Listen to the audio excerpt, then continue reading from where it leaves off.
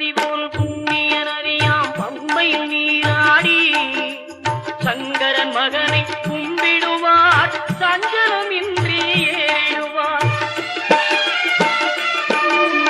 நீலிமலை ஏற்றம் சிவபாலனும் ஏற்றிடுவார். காலமெல்லாம் நமக்கே அருள்காவலராயிருப்பார். தேகபலம் தா பாதபலம் தா தேகபலம் தா பாதபலம் தா தேகபலம் தா இந்திரா